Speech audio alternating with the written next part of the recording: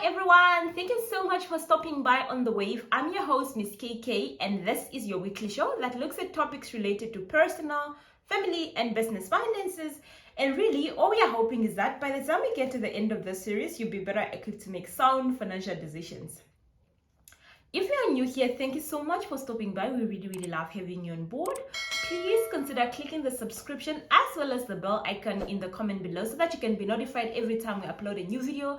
And if you're already a subscriber, I just want to say thank you so much for your continued support and always sharing our videos with your friends and family, and also helping us grow this amazing community. We wouldn't have done it without you.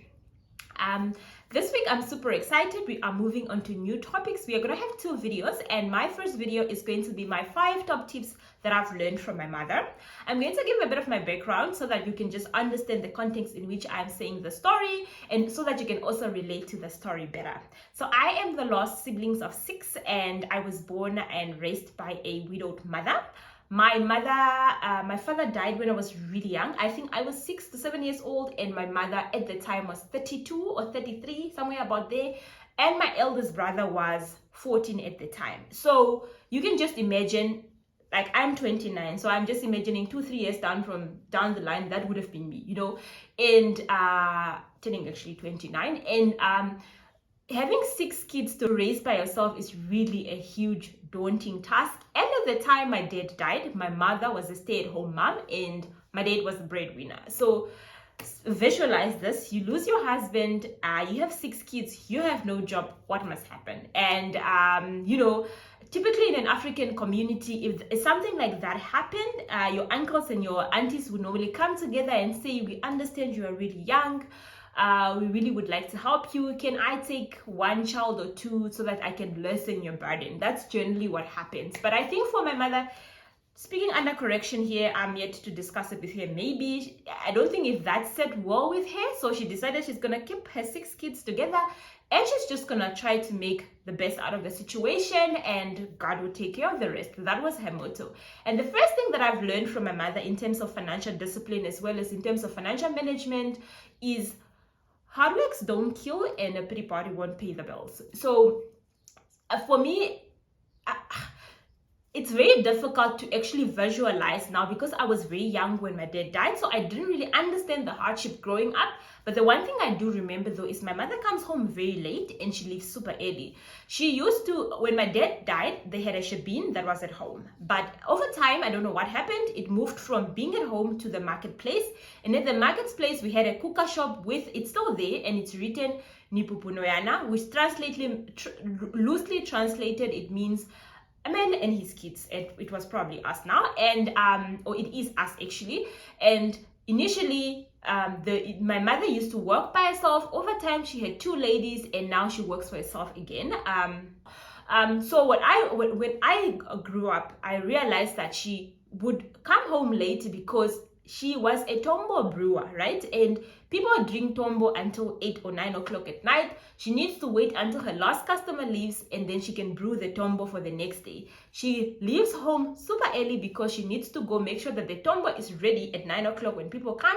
Plus, she also used to make fat cakes, and part of our lunch box was also a fat cake. So by the time we pass by going to school, she must be ready to give us a fat cake for our lunch boxes.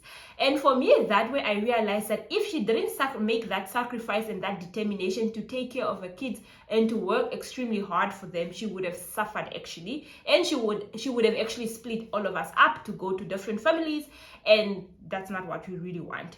And the other thing that I've actually realized and I've learned from her is diversification.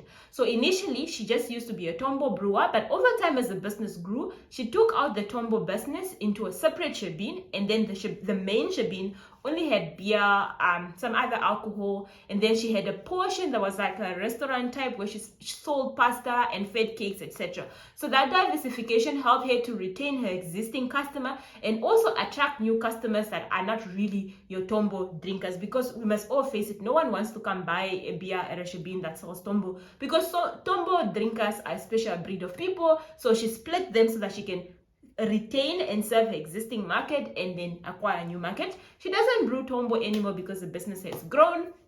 But that's what she did growing up. So that's the first lesson. Hard work won't kill you, and pity parties won't pay any bill. Pity parties in the sense that, you cry, why is this happening to you? Is there no one helping you? You are unemployed, and yeah. So that type of pity party won't pay any bill. So that's the first thing. The second thing that I've learned from my mother is motivating your kids is quite important.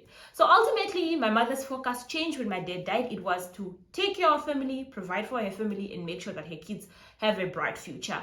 And she needed to do that through motivation. So what she used to do every single school term would go to Ondangwa and would have a photo shoot with all our report cards, and we have lunch in Ondangwa that day. It was mainly in Ondangwa, and we go to a printing shop. I think it was at Melody shop, right?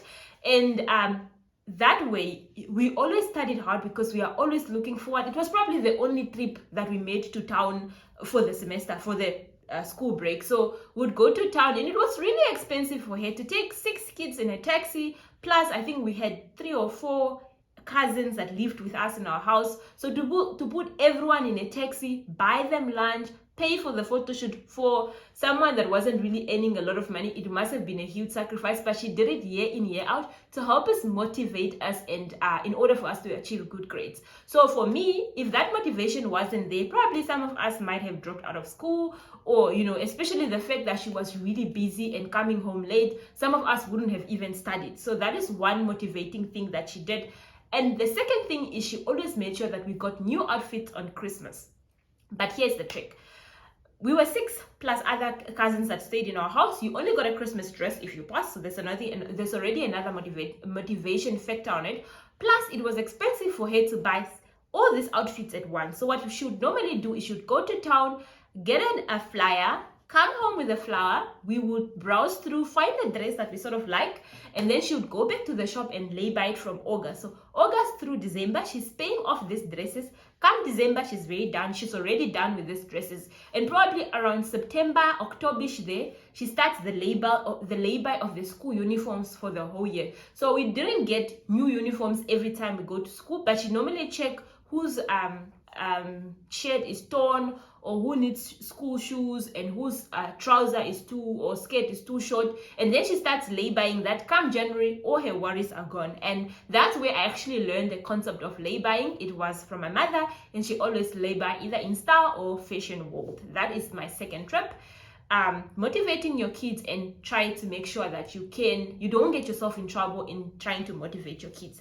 The third thing that I've learned from my mother is don't cancel your policies even if your budget is tight. So when my dad died, I was the lucky one that has a study policy, and my mother, not having a regular income, could have said, you know what, I can't afford to, pay this study policy anymore. My child is still young. Our future will take care of itself. But she actually persevered. She paid that policy year in, year out. Now and then she drew money from the policy when she needed some money for urgent reasons. But overall, she didn't cancel the policy. And I can confidently say, if it wasn't for that study policy, I would have potentially been excluded financially from UCT, because it actually came to me as a shock that by the time I got to UCT, my bursary wasn't even half the fees at university. So if I didn't have that study policies, I wouldn't have had money for accommodation. I wouldn't have money for actually getting me through the first semester. So that is one thing that I learned.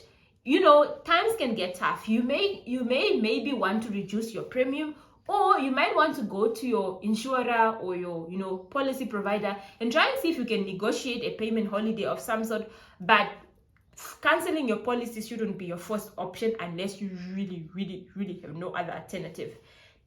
My number 4 tip from my mother is sacrifice to put your kids through school. Yes, school is expensive to put through 6 kids, and my mother, we always had this situation of we were 6 of us, and somehow, somewhere, we were all in school at the same time. Not somehow, somewhere, but because of the age gap, we were all deemed to be in school at the same time. So what my mother did is she smoothened how she paid our school.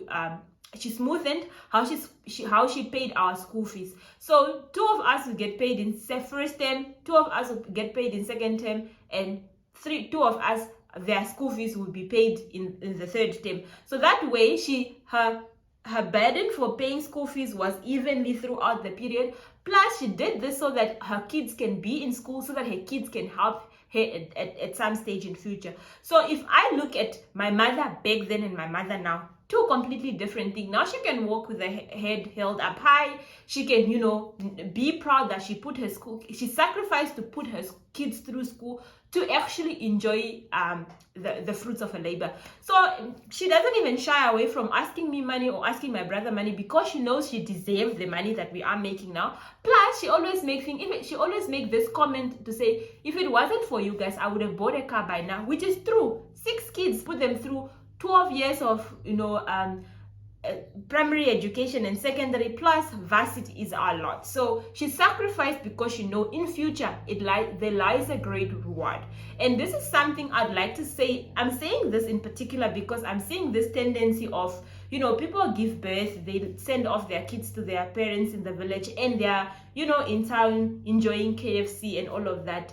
What you are doing is actually just damaging your kids to begin with, and also burdening your parents. Your parents don't have the same drive to raise your grandkids, to raise the grandkids with the same drive they have. Number one, they are already old. Number two, they don't have the energy to go and, you know, be active to bring food on the table. They will just live off the bare minimum. If it's the pension, it's the pension. So I just want to urge you guys, like, you need to learn to sacrifice for the future of your kids. So if you have 1 or 2 kids, try by all means to raise your kids.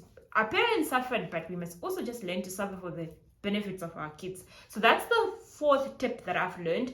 And the 5th tip that I've learned is your circumstances could easily become your competitive advantage. So for my mother, it was, you know, having kids that are classified as orphan and vulnerable kids.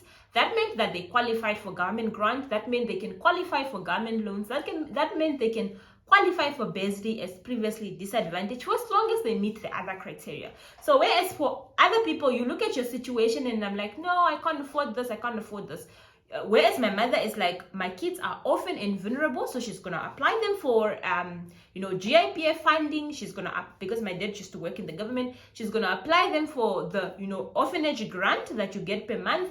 And she's gonna get a police declaration that she doesn't work, so that we can get ourselves funding and whatever opportunity. And because of the circumstances, everyone felt pity for a 34-year-old left behind, widowed, self-employed, to raise 6 kids. So people extended their help. Like, extreme example is me. I got taken to a boarding school in town by a complete stranger, simply because they understood my mother's situation. So sometimes, instead of throwing yourself a pity party and say, you know, I have a loan, you know, I can't do this, look at it, how can your situation be a competitive advantage, and how can you take advantage of that? So really, those were my 5 tips that I've learned from my mother. I use those things in my day-to-day life to try and help me when I'm struggling with certain things that are sort of similar to my mother's situation, to try and make sure that I come out strong in every situation. And that brings us to the end of this video. If you have any tip about financial advice you've learned from your parents, financial practice you've gotten from your parents that you're still practicing, please leave them in the comment below so that we can interact and also learn from each other. This was about from me today. I wish you all the best of luck during the week, and thank you so much for stopping by. If you haven't done so, please consider clicking the subscription button so that you can be notified and also stay updated with the content that we will upload on this channel. Thank you so much, and it's goodbye.